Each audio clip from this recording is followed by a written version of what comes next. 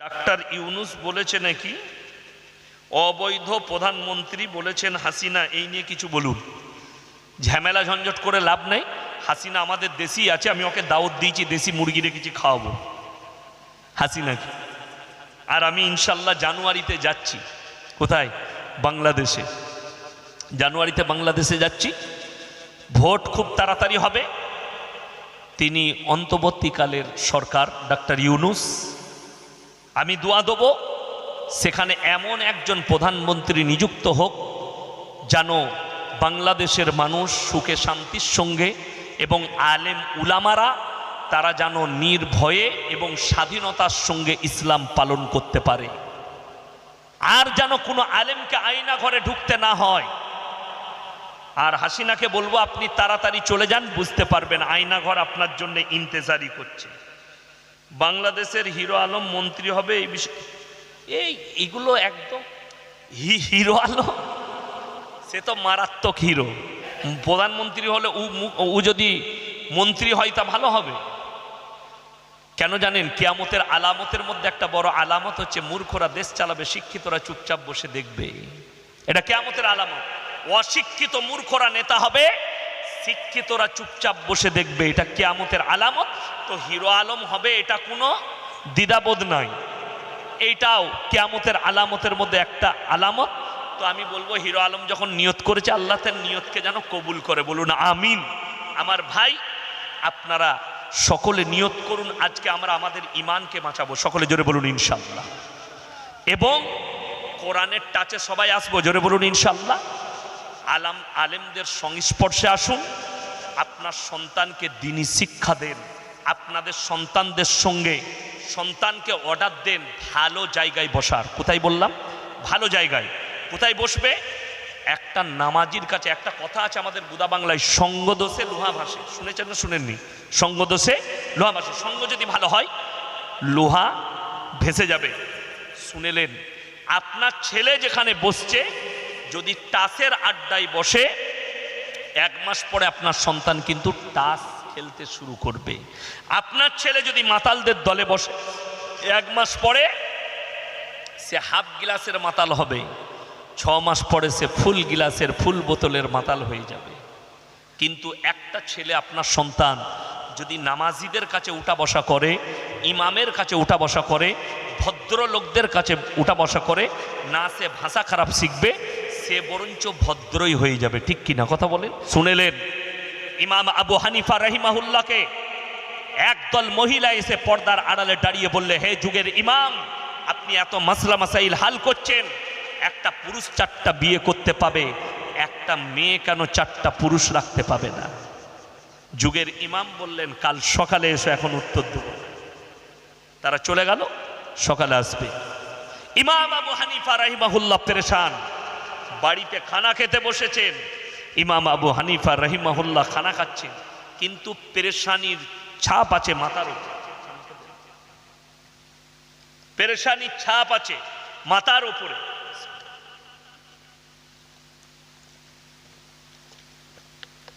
আলহামদুলিল্লাহ।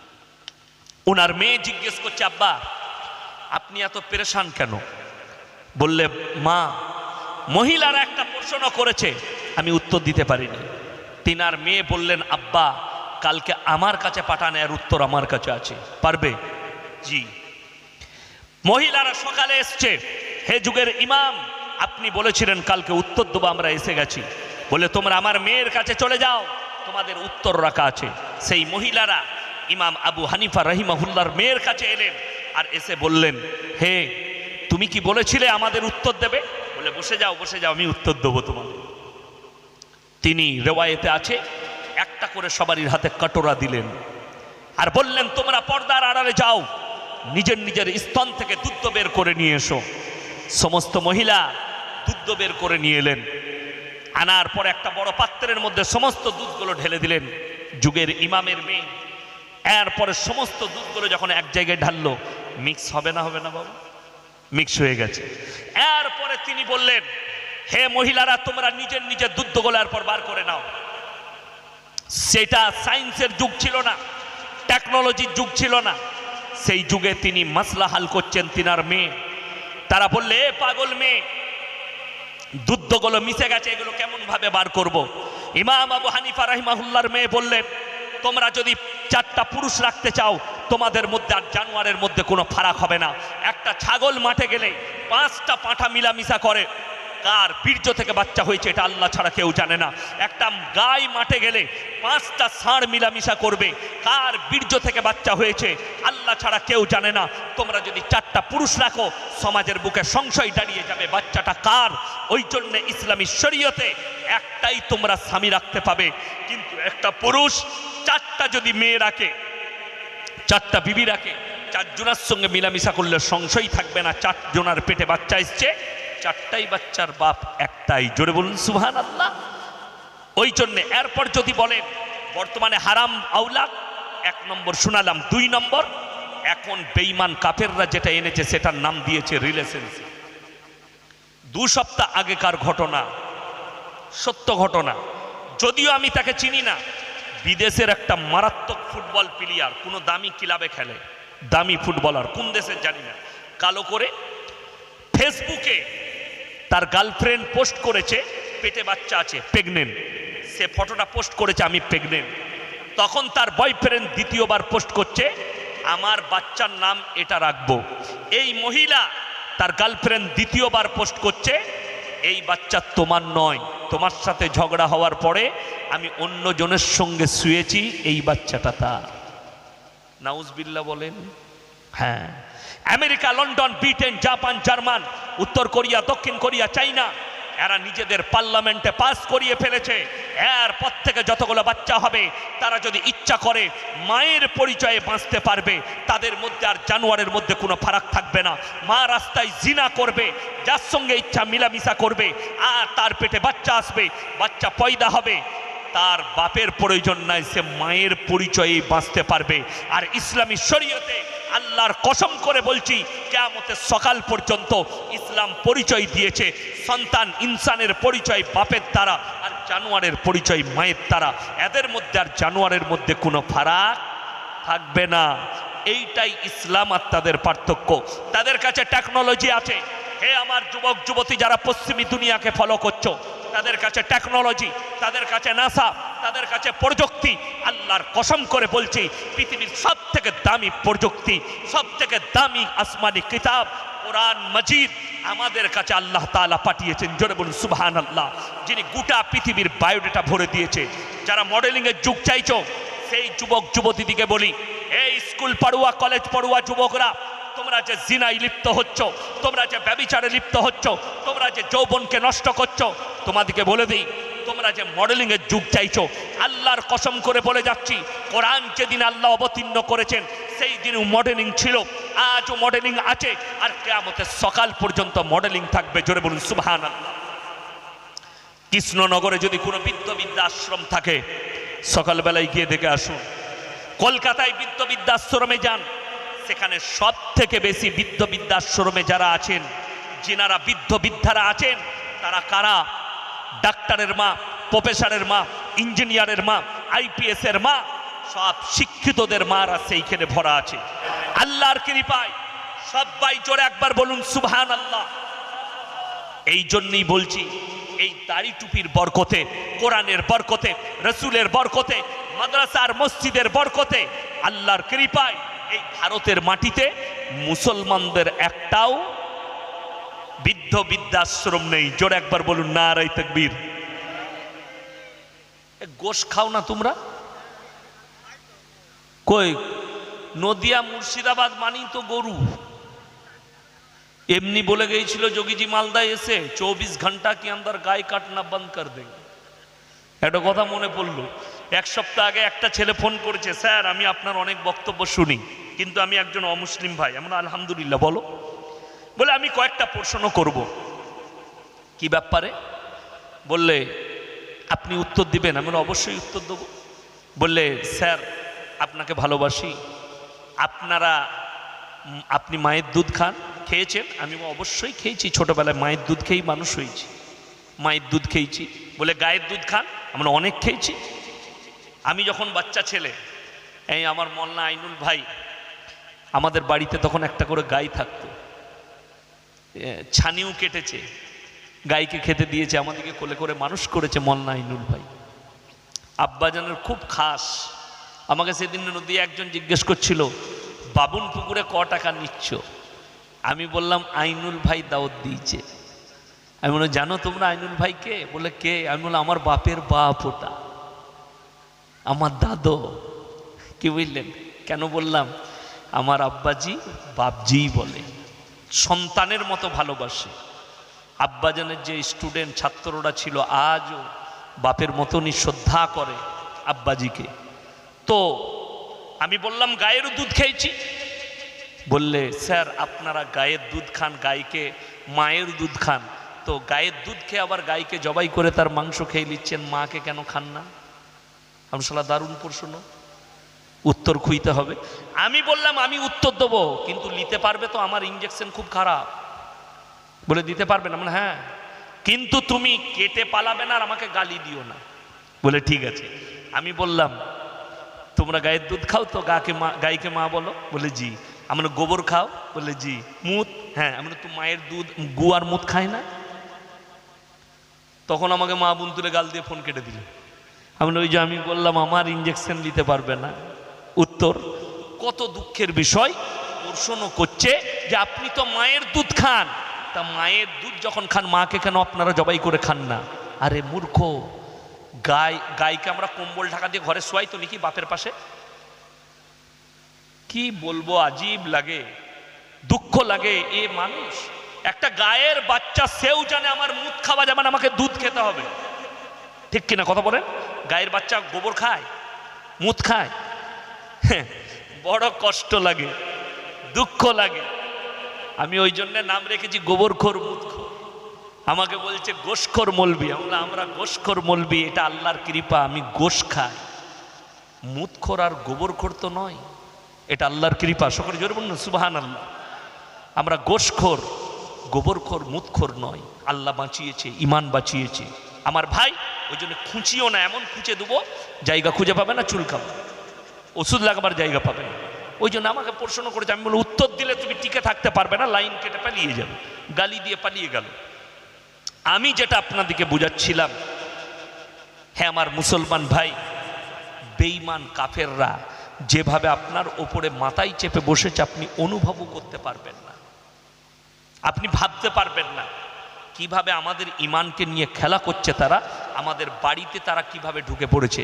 আমাদের সন্তান, তোমরা শোনো, সেই প্লেয়ার যখন এটা লেগেছে, তারপরে আফড়া তাফড়ি মেচে গেছে ফেসবুকে যে এটার নাম ধর্ম। আল্লাহর কসম করে বলছি, আল্লাহ আমাদেরকে হালাল বিবি দান করেছেন। জোরে বলুন সুবহানাল্লাহ। হালাল বিবি, তোমরা অসত্য হয়ে পড়ো না। আজকে তারা নাম দিয়েছে গার্লফ্রেন্ড আর বয়ফ্রেন্ড।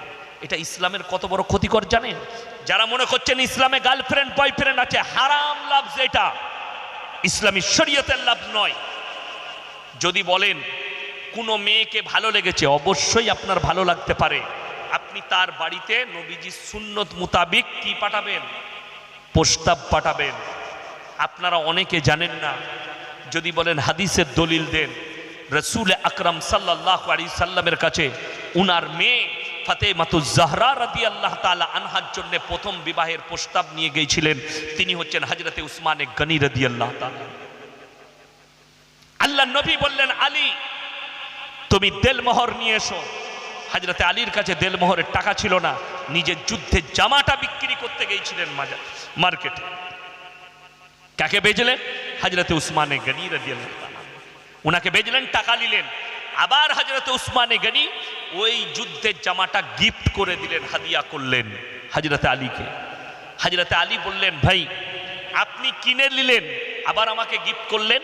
হযরতে উসমানে গনি চোখের পানি ফেলিয়ে বললেন, হে আলী, আজকে আমি ভাগ্যবান আল্লাহর কাছে যে আমার পয়সা আল্লাহ রসুল সাল্লাল্লাহু আলাইহি সাল্লামের মেয়ের বিয়েতে দেলমোহর হিসাবে কাজে লাগবে। জোরে বলুন সুবহানাল্লাহ। এটা ছিল সম্প্রীতি, ভালোবাসা, মহব্বত। হে আমার যুবক, তুমি যেটাকে প্রেম বলছো, ইসলামী শরীয়তে হারাম। প্রতিবেশীর সঙ্গে প্রেম জায়েজ আছে, আত্মীয় স্বজনের সঙ্গে তোমরা যে প্রেমটার কথা বলছো ওটা শরীয়ত সম্মত হারাম এবং জিনার কাজ। আজকে মুসলমান আমরা নিজেদের সন্তানকে নিজেরা জিনায় লিপ্ত করাচ্ছি। একটা বিবাহ, এটা নবীজির সুন্নত না সুন্নত লয়? সুন্নত। এরপর বলে দিই, এই বিবাহ যারা করছে, 100টা মুসলিম পরিবারে বিয়ে হচ্ছে, 90টা হারাম কাজ হচ্ছে বিয়েতে, 90টা বিয়েতে হারাম কাজ হচ্ছে সুন্নতের খিলাফ। কেন? ইমামের টাচে থাকে না, গ্রামের মলবি থাকলে তাকে ডাকে না। আমার মেয়ের বিয়ে দিচ্ছি, সুন্নত তরিকা কি? এসছে ছেলেপক্ষ, বলে দেন মেয়ে ছেলের বিয়ে দেবো, মৌলী সাহেব আপনি গ্রামের ইমাম, আপনি আমার সাথে চলুন, আমার ছেলের দিন ঠিক করব, আপনি খালি বসে বলে দিবেন, এইগুলো শরীয়ত সম্মত। অবাক লাগে কি জানেন, একটা বিয়েতে গান বাজনা হচ্ছে। আপনাদের এখানে আশা করি বিয়েতে গান বাজনা হয় না? হয়, ভালো জিনিস, মাঝে মাঝে নাচবেন। এখন তো অনেকজন হিজড়ে নাচাচ্ছে, বড় কষ্ট লাগে। আমি সেদিনে বলছিলাম মাদ্রাসায়, মৌলী সাহেবকে ডেকে মিলাদ দিচ্ছে, বিটির বিয়ে যেন বরকত হয়। মৌলী সাহেব মিলাদ করে চলে গেল, সেই বক্সেই সকাল থেকে আবার গান শুরু। ঠিক বললাম না ভুল বললাম? তো বরকত কোথায় খুঁজে পাবি? একটা ইমামকে বিয়ে পড়ানো 1000 টাকা হারামখোর দিতে চাই না। যদি 1000 টাকা ইমাম সাহেব চেয়ে নেয় যে ভাই এই যুগে আর 500 টাকা আছে, 1000 টাকা দেন, হারামখোর চায়ের দোকানে ইমামের নামে সমালোচনা করবে যে চেয়ে 1000 টাকা রেখে নিয়েছে, আমাদের মান সম্মান গেছে, একে ইমামকে গ্রাম থেকে তারা চেয়ে টাকা নিলে মান সম্মান চলে যাবে তোমার গ্রামের। আর হারামখোর গান বাজাচ্ছ, হারামের আউলাদের মতো গান আর বাজনা, ড্যান্স করছো, দেহ ব্যবসায়ীর মতো বাড়ির মেয়েদিকে নাচ করাচ্ছ বক্স বাজিয়ে, ওটার জন্য তোমার সম্মান বেড়ে যাবে, তাই না? তুমি ইসলাম বুঝেছো, মরণের পরে বুঝতে পারবে যে বিয়েতে গান বাজনা ইসলামী কৃষ্টি কালচার বাদ দিয়ে শয়তানের কৃষ্টি কালচার হবে। কাগজ থাকে তা নোট করুন, তাদের দাম্পত্য জীবন সুখী হবে না। তাদের আওলাদ হলে কখনো তারা দিনদার আওলাদ হতে পারে না, নেক সন্তান হবে না। যতগুলো সন্তান হবে বদ্দিন সন্তান, মেয়ে হোক আর ছেলে হোক। আমি বলে যাচ্ছি বুক ফুলিয়ে, আজকে 17টা বৎসর দুঃখের সঙ্গে বলছি, না আমার বাবার ফ্যামিলি, না আমার বিবির ফ্যামিলি কোনো আত্মীয়র বাড়িতে বিয়ে খাওয়া ছেড়ে দিয়েছে হারাম কাজের জন্য, নাচ গানের জন্য। না আমার ফ্যামিলি যায়, না আমি কেউ কি যেতে দিই, না আমি নিজে যাই না। খালি এটার কারণে ছেলে মেয়ে এক প্যান্ডেলে বসে হারামের মতো খাচ্ছে, আর মেয়েরা নিজেদের দেহ দেখাচ্ছে, আর সেখানে হারাম কাজ হচ্ছে, জিনায় লিপ্ত হচ্ছে। অথচ একটা ইমামকে 500 টাকা দিবে না, আর হারামখোর 10,000 টাকা খরচ করে ডিজে বাজিয়ে ড্যান্স করছে 3 দিন থেকে। যদি কোনো মৌলবি দেখাতে পারে লিয়াহেবেন হাদিসগুলো বাবুনপুকুর মাদ্রাসায়, বিয়েতে লগ্ন ইসলামী শরীয়তে আছে, বিয়েতে গায়ে হলুদ ইসলামী শরীয়তে আছে, বিয়েতে ড্যান্স আছে, বিয়েতে সব থেকে বড় জিনিস যেদিনে লগ্ন হচ্ছে আই বড় ভাত বলছে আমাদের বর্ধমানে, আপনাদের কি বলে? আই বড় ভাত। সেই দিনে রং খেলা হচ্ছে, নন্দাই সেলোজের গায়ে রং লাগাচ্ছে। জিনা করার সমান পাপ হবে। তোমার বিবি জিনা করেছে, যদি সেলোজের গায়ে, সে যদি নন্দায়ের গায়ে হাত লাগিয়ে, গালে হাত লাগিয়ে যদি লাগায়, রং লাগায়, নন্দায়ের পিঠে হাত দিয়ে রং লাগায়, জেনে রেখে দিবেন আপনার বিবি জিনায় লিপ্ত হলো, জিনা করার পাপ হবে। এই গান বাজনা মজ মস্তি, এটা পশ্চিমী দুনিয়ার আখলাক। আলেমরা বসে আছে, জিজ্ঞেস করুন রসুলের জামানায় মসজিদের ভেতরে নিকাহ হয়েছে, মসজিদের ভেতরে বিচার হয়েছে, যার কারণে মানুষ মিথ্যার প্রশ্রয় পায়নি। আজকে প্যান্ডেলে বিয়ে গেছে, যত রকমের হারাম কাজ, বেঈমান কাফেরের আখলাক আমাদেরকে ঘিরে ধরে নিয়েছে। আজকে বিচার যখন কিলাবে গেছে, সমস্ত মিথ্যা চলে এসছে, আমাদেরকে ঢেকে নিয়েছে। আর কিলাবে বিচার হলে মিথ্যাই বিচার হয়। মিথ্যা বলতে সহজ, মসজিদের ভেতরে অনেক লোক মিথ্যা বলতে ভয় খায়, খাই না। ওই জন্য দেখবেন মসজিদের ভেতরে সবাই ঢুকতে চাই না। আমাদের দেশের সিস্টেম খুব ভালো। গ্রামে বিয়ে করতে এসছে ধুবুলিয়া থেকে, মোল্লাপাড়ায় ঢুকেই বলছে মসজিদটা কোথায়? হজরত 2 রাকাত নামাজ পড়বে। উজু করে মসজিদের 2 রাকাত নামাজের নিয়ত বেঁধেছে। ইমাম সাহেব মনে মনে করছে আল্লাহ জামাই একখানা পেয়েছে, ওলি জামাই। জোহরের যখন আজান হয়েছে, নামাজ হচ্ছে, হারামখোর আমতলায় বসে সিগারেট খাচ্ছে, ও আর নামাজ পড়বে না। ঠিক বললাম না ভুল বললাম? এই হচ্ছে আমাদের অবস্থা। যেমন তিনটে কোয়ালিটির নামাজি আছে। কটা বললাম? তিনটে। এক হচ্ছে 5 ওয়াক্তের নামাজি, আলহামদুলিল্লাহ তারা 5 ওয়াক্তের নামাজ পড়ে। 2 হচ্ছে জুম্মার নামাজি। আর 3 নম্বর হচ্ছে ঈদ বাকরা ঈদের নামাজি। ঈদের দিনে সব থেকে বেশি লাফায় কোন মালগুলো? যারা জীবনে নামাজ পড়ে না তারা।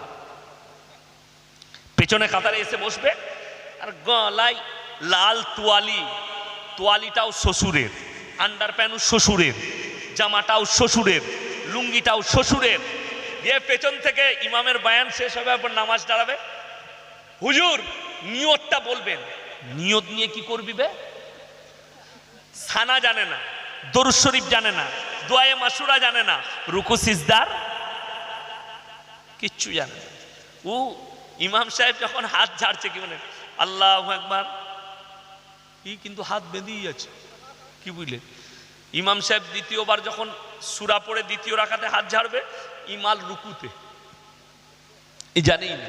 আর কুরবানির সময় এই মালগুলো বিশেষ করে পেছনে কাতারে বসে, খালি সালামটা ফিরা ফিরা মাত্র লুঙ্গি তুলে চলবে, তাড়াতাড়ি গরুটা ফেলা। একদম হাজি। কি বুঝলেন? এই যেরকম কি বলবো, হাই রে। আমি যেখানে নামাজ পড়াই কি বলেন, এইখান থেকে ওই বুলবুলি তলার নাম শুনেছেন? বহার বুলবুলি তলা, হ্যাঁ, ওইখানে আমি একটা ঈদগাহে নামাজ পড়াই। তো আমি গেছি 15-20টা গ্রাম। আমার কানে কানে এসে একজন বললে, হুজুর নিয়তটা একটু বলে দেবেন। আমি মোটেই বলবো না। কি হয়েছে বল? আমি বললাম যে এই আত্মায়াতু জানা? না। দর্শক হ্যাঁ, আমরা বেরো নিচে বসগা, খালি মাথাটা ঠুকে দিয়ে ঘর চলে যাবে। তুই তো আর কাল থেকে নাই, ও তো আর জোহর থেকেই থাকবে না, খালি ঈদে আছে। আচ্ছা, যারা 5 ওয়াক্তের নামাজি তাদেরকে নিয়ত বলতে হবে, বলার প্রয়োজন নাই।